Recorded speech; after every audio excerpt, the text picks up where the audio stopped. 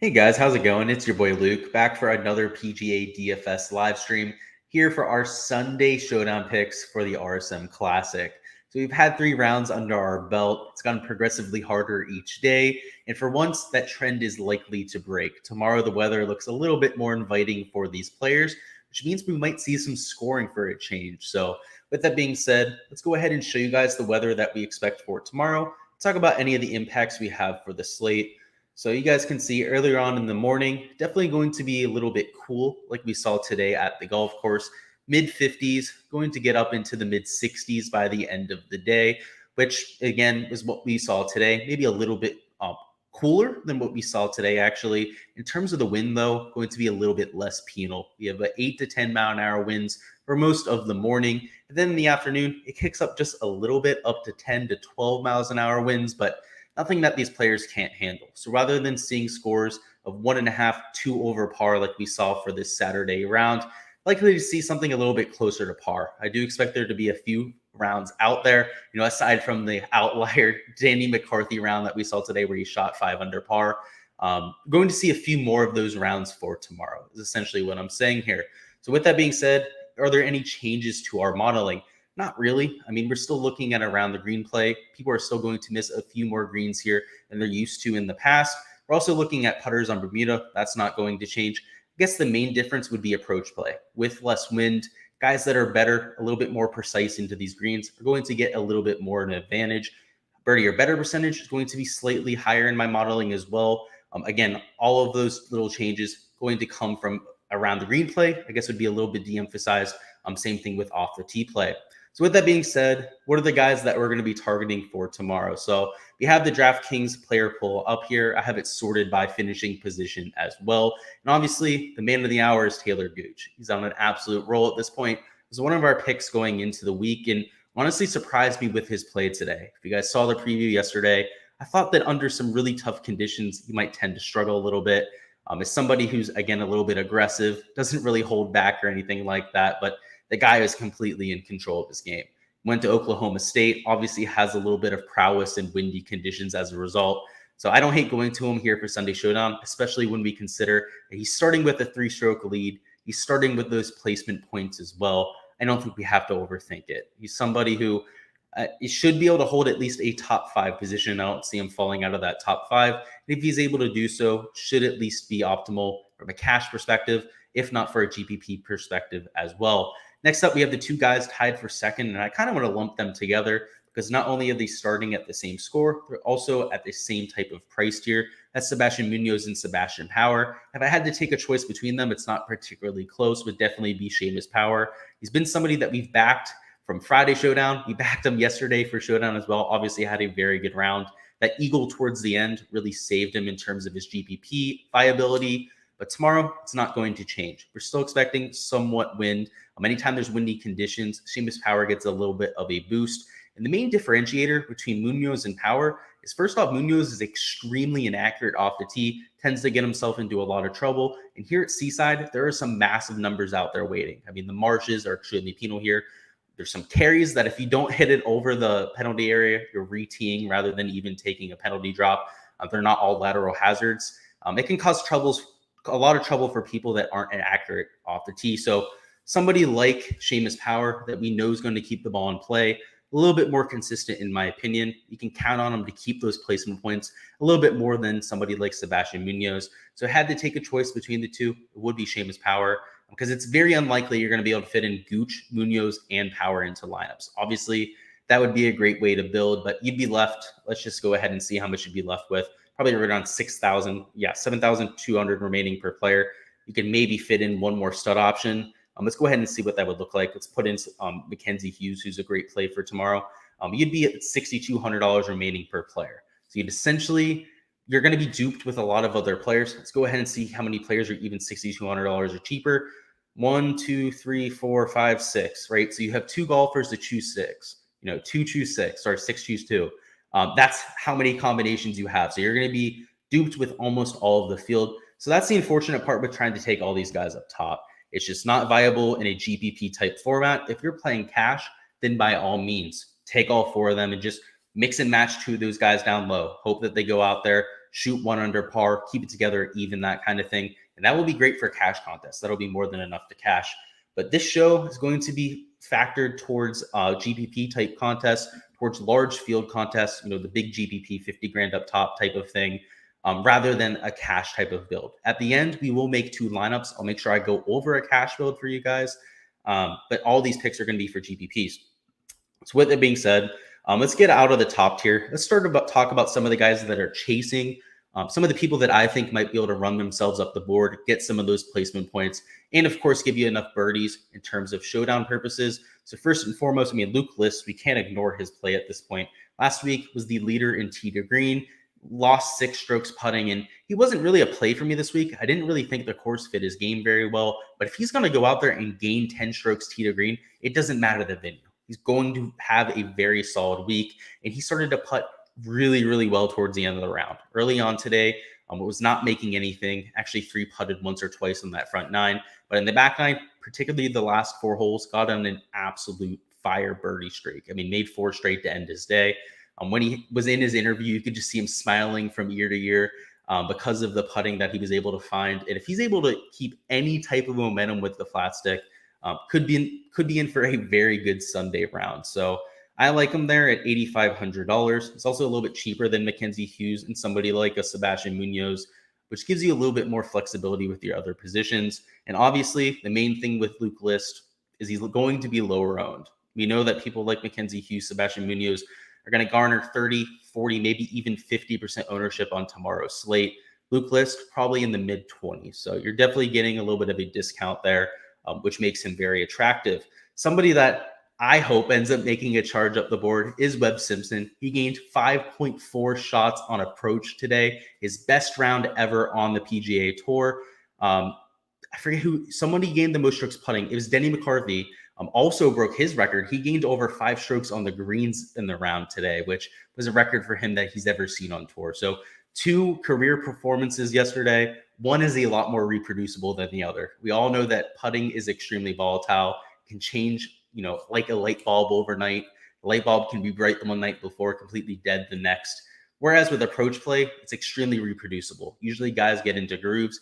We saw Webb have a very good day on Friday. He was all right on Thursday, kind of got his round by with 3 under.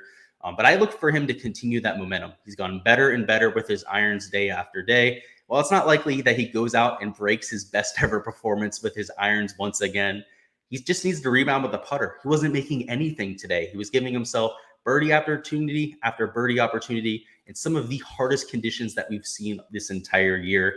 I absolutely love to see that. And if there's anybody in this field we know is ready for these major championship type conditions, again, tomorrow should be a little bit easier than we saw today, but still tougher than what we're seeing on tour. So I think it's still something with Webb Simpson in those tough conditions. Let's go ahead and talk about a few other guys we think might be able to charge up the board. Obviously, like Luke listed Webb a lot there. We look a little bit further down the board. The name that just jumps off to me is Cam Smith. Cam Smith, very good course fit here. We've backed him every single day for this event. Was one of my favorite plays going into the week. Was one of my favorite plays for Showdown on Friday and Saturday. He's been all right. He's kept it under par. He hasn't gone out and had a ceiling performance or anything like that, but it's coming. He's been very good with the ball striking. He's been keeping himself in play, which is something that we can't typically say for Cam Smith. He's typically extremely volatile, going out there, mixing in a ton of birdies with a ton of doubles and triples, that kind of thing. And that hasn't been the case this week.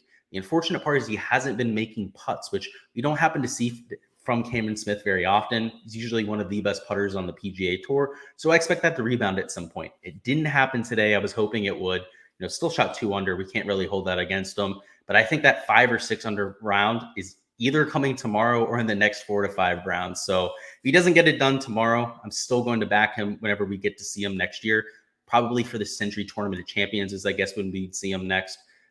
Definitely, I like him here for tomorrow, though. I just like this course fit. I also like the momentum that we've seen of late. The ball striking has been much better than we're used to seeing with him. If that putter even gets back to half of what we're used to seeing, the guy's going to put up a nuclear round. So he's starting, let's see, a good amount back, 7 shots back from the lead. But for him to crack that top 5, he's only 3 shots back. He's more than capable of making that up. And in Showdown, could definitely be that dark horse guy that you absolutely have to have. mean, if he shoots 5 under, right, he's probably looking at a top 5 finish, maybe even a top 3 finish at that point. He's also getting all those birdie points. He could very well be the highest scorer on the slate in that type of performance. I mean, Taylor Gooch, we know he has that 3-shot lead. He's not going to have to be extremely aggressive. All Cameron Smith has to do if he finishes in 3rd place to overtake the number 1 fantasy position there is score 2 more birdies than Taylor Gooch, which obviously is well within the cards, especially for somebody as talented on the greens as Cameron Smith. I think I'm talking myself into playing a lot of Cameron Smith tomorrow, especially as a pivot off of Taylor Gooch. Again, we're going to have plenty of Taylor Gooch, probably in at least half of my lineups. But I think Cam Smith, if we're going to go to anyone else in that elite tier, would be the option of choice for me. Let's go ahead and now we can stop really looking at placement points. Now that we get out of the top 15, pretty much anyone tomorrow that goes out and shoots 4 or 5 under par is going to put themselves in the top 10. Again, we're expecting, I'd assume, a scoring average of right around 71 tomorrow, so 1 over par. So as a result, if you're shooting 4 or 5 under par tomorrow, you're getting 5 or even 6 shots in the field. So we don't really have to worry about their placement position at this point. They could be in 16th place. They could be all the way down in 50th place. It won't really make a huge difference. They're getting a majority of their points at that point from their birdie production to begin with. So we're going to focus on the guys that are good course fits and the guys that I just think that are coming in with good momentum for tomorrow. So Corey Connors a little bit too expensive for my liking. It's also a little bit further back. You know, at least Cam Smith's 2 shots closer to the lead. Also a little bit of a better course fit. So not going to make my player pool. I've played him all other 3 days though. So it's not like I don't like the course fit there. It's not like I don't hope he plays well tomorrow. I have him in all my 4-round lineups pretty much. I mean, at least all my really good ones, especially my single injury stuff. So hopefully he plays well, but for Showdown, I don't think he's the best play. A few guys that could go nuclear low. We know Keith Mitchell is more than capable of doing so. Extremely good with the ball striking. Again, tomorrow we're expecting conditions to be slightly easier than what we've seen over the past few days. So scoring is going to be out there. He has the length to take advantage of some of the shorter holes, particularly the drivable par 4s. And since he's so far back, we know he's going to be aggressive. We know when he gets that 360-yard par 4, where it's really just 320 if you take it straight over the marsh, we know he's going to take that on. First of all, he has the length to do so. Second of all, he has nothing to lose.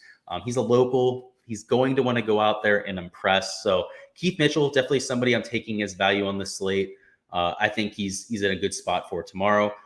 Patrick Rogers, believe it or not, somebody that I didn't play going into the week. I don't love the course fit, but if we're talking about a 1-round sample size, much like a Keith Mitchell, he's extremely aggressive. He's long off of the tee, and he has nothing to lose. So these are the kind of guys I like going to when we get to this point of the board. Rather than people that are going to hold their position, that are good course fits, we're looking for wild men down here. We're looking for people that are going to go out, try to score, move themselves well up the board, not just a few spots. And those kind of bombers really, fit that kind of mold. Same thing with Taylor Pendrif, long off the tee. He's solid around the green. I would say he's a little bit of a better course fit than those other two. Gets it done around the green and putting as well. Just not quite as strong on approach. So, give and take right there. Taylor Pendrif, a solid option as well. It's a little bit cheaper, so he has that going for him. A few other guys we'd consider going to. Russell Knox would have been a better play today. Obviously didn't have the best round. That's going to happen at times. Looks great on Friday. We were able to take advantage of him there. But with slightly less windy conditions expected for tomorrow, perhaps not the best play, right? I don't think he's a horrible play. I just think he's going to be a little bit higher owned than he should be. He's also a little bit more expensive than he probably should be. Ches Reavie, no stranger to going low, somebody who's very aggressive. At $7,100, I think he's a solid option. Adam Scott had a really, really bad round today. I believe shot even par. He's at $9,000. He's a little bit expensive. So there's a lot of opportunity cost with rostering Adam Scott.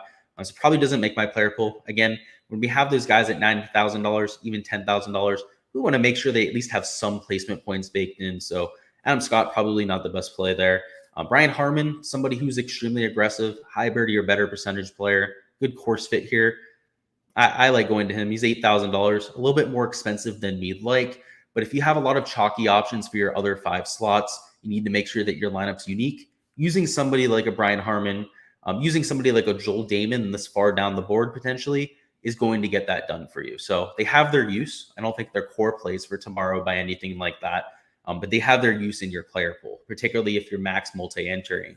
Let's get a little bit further down the board. And now we're really talking about guys that have no placement point potential. You're looking at them starting with right around 1 placement point, and unless they go out there and shoot a 59, that kind of thing, you're looking at them ending with 5 or 6 placement points at the very least. So truly looking for birdie upside here.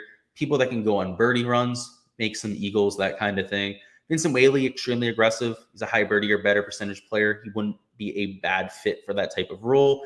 Griffin, same type of deal. We saw that on Friday. He's obviously somebody that we talked about for our Friday Showdown picks.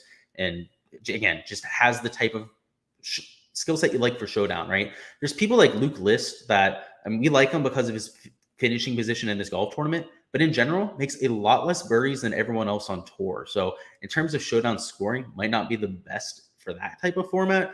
Guys like Griffin are the opposite. Very high birdie or better percentage, make a ton of birdies. They're going to mix in a ton of bogeys. But if you guys are familiar with the scoring for Showdown, you get a much higher boost for making a birdie than the negative points that you get for a bogey. It's a little bit of a boost that they do. Try to promote being aggressive, that kind of thing. Promote scoring. That's the way that they do that. I mean, Scotty Scheffler is a little bit too expensive, right? He looked dog crap today. Making that fade of him look really good this week. I was worried about the course fit. He's a bomber, right? This isn't a bomber's golf course. He's also somebody who's really bad putting on Bermuda. I knew it was going to catch up to him. We saw him putt well those last few weeks, and it was just unsustainable. For his career, he's atrocious on Bermuda grass, and that's what you saw today. His ball striking really wasn't all that bad. I mean, the guy's from Texas. He's used to these wins. If anything, should be one of the best win players in the field. But if he's not making putts, this guy is a train wreck. Kang is like maybe the ultimate flyer play down low. He's only $6,500. So obviously $3,500 less than a Scotty Scheffler. That's why we can't even consider him for tomorrow. But Kang, extremely aggressive. He's very good on approach. He's decent on Bermuda. He's right around tour average. So I think he could do a whole lot worse. And that's probably where I would leave it. I think guys like Kyle Stanley, just, plus him being 4 over par is extremely glaring. You don't like to see somebody shoot nearly 80 on any golf course and then trying to back them up the next day. Same thing with Nick Hardy and Davis Love III. I mean, anytime you see somebody with that type of round, it's got to make you pause a little bit. So what we'll do before we get out of here now, let's go ahead and make a couple lineups. First, the cash lineup that I promised before. We'll go through a cash lineup together, and then we're going to make a GPP lineup as well. So with a cash lineup, let's go ahead and talk about the foundations of a cash lineup before we make one, because I know there's some people out there that maybe don't play a lot of cash. Maybe they've been wondering the strategy to make the best cash lineup. Anytime we have Sunday Showdown for golf, you really want to try and make sure you get as many of these placement points as possible. So the no-brainer pick is Taylor Gooch. No-brainer pick is also taking one of these other 2 guys at -13. For me, that's going to be Seamus Power. And the key is to try and take as many of these guys up top as possible. So while it'd be nice to take a Sebastian Munoz or a Matt Hughes, going to be a little bit too costly, right? We're already looking at $7,700 remaining for a position. So rather than taking these guys at $9,000, we can take a Tom Hoge. You can take a Luke List, who we've already talked about. You might even be able to take a Webb Simpson. Let's go ahead and see what that would look like. I don't know, way too expensive. What was I thinking? But now we have $7,200 remaining, right? So we have a lot more flexibility here. We can try and find a good combination that works. So if we went and take David Skins, we'd be left with $8,000. You can go ahead and take Scott Stallings. So this would be a great example of a very good cash lineup. You have a lot of the guys up top. You fit them under the salary tag. You obviously have a lot of good course fits as well. I already talked about Luke List's ball striking. Tom Hoge's a good course fit. These are 2 of my favorite plays on the entire slate at the top. Then at the bottom, David Skins and Steven Stallings. I mean, I'm about average on them, right? They're not plays that I think jump off the board. They're not people that I would use as core plays or anything like that. But in cash, they're starting with those placement points. They're in decent form since they're up there at the top of the leaderboard, and they're cheap. They fit your lineup. So I think you do a whole lot worse. You could swap these 2 out for whoever the hell you wanted to fit up top. I really don't think it matters. You're going to get a majority of your points from those guys up top anyways. So if you wanted to go ahead and, let's say, take a JJ Spawn instead and a Max McGreevy, you can go ahead and do that, right? There's infinite combinations of those guys. And I mean, not infinite. You guys get the point, though. That's the way that I would handle a cash lineup. In terms of a GPP lineup, as always, we want to make sure that we're using a little bit of leverage. We're not getting too chalky with our lineup. I think there's too much opportunity cost with not taking Taylor Gooch up top.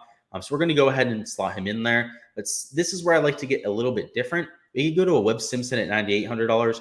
We could go the whole way down to a Cam Smith at $10,500. it's a little bit more affordable to go to Webb Simpson, but by taking somebody at $9,800, that's not one of these guys at the top of the board.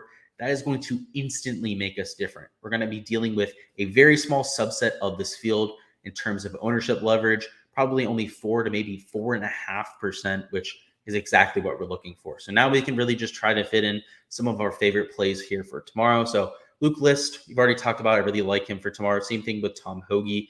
Go ahead and take both of those guys. Now we have $6,800 remaining. Let's go ahead and find somebody that has a lot of volatility, somebody that might be able to vault themselves way up the board. That's a little bit cheap. Taylor Pendrif comes to mind. Let's go ahead and see what the lineup would look like if we saw him in there. That leaves us with $6,500, which we could take David Skins again. We could go to Max McGreevy. But at this point, these guys in a GBP, we're going to expect a few guys to go nuclear low tomorrow, right? So I don't really think we have to focus on some of the guys at the top of the board. We're already locked in 4 guys that are going to have really solid placement points right here. Taylor Pendrith is one of our wild cards. Let's go ahead and take another wild card. So we'll sort this by salary, see who some of the best players in the field are that we can take. Obviously, Jim Harmon was a good course fit coming into the week. I don't think he's really as volatile as we're looking for here. Nate Lashley is volatile. He's very good on approach. He's also been good at some of these coastal tracks in the past. There's Sung Kang, and that's going to be our guy. Like I mentioned before, he's extremely aggressive. He's very good on approach. He's somebody who we've seen 7-8 under rounds for in the past.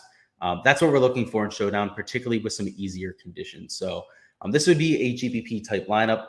Obviously, it's more of a mix of some of the safe core plays that we saw over in the cash lineup, with some of those higher upside plays as well. I think that's the best way to go ahead and take care of that without taking somebody like Sebastian Munoz at the top or somebody like Seamus Power. That's also making our lineup a little bit more unique while still being relatively optimal at the same time. So that's all we're going to have here for this live stream. Thank you guys for stopping by. As always, we're going to be doing the same thing next week. So on Thursday night, we'll be going over the Friday slate, so on and so forth. We'll have regular golf content coming out for next week. Actually, not for next week, the week after that, right? So next week is Thanksgiving. We're going to have the Hero World Challenge the week after. We should have DFS contests for that. We had it a few years ago when they had the golf tournament. Showdown, I'm not so sure about, right? We're dealing with an extremely condensed field. It's 20 to 25 players. I'm assuming there should be Showdown. It just might look a little bit different. The scoring might be different. They usually have Showdown for some of these smaller events. We've seen it for the Tour Championship, that kind of thing in the past. So I'm sure they're going to do it. So we'll have something for you guys for Showdown at the very least.